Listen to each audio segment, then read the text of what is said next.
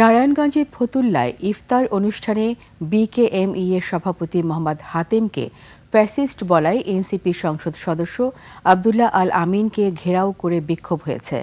সন্ধ্যায় ফতুল্লার বেসিক শিল্পনগরী এলাকায় জামায়াতে ইফতার মাহফিলে এই ঘটনা ঘটে।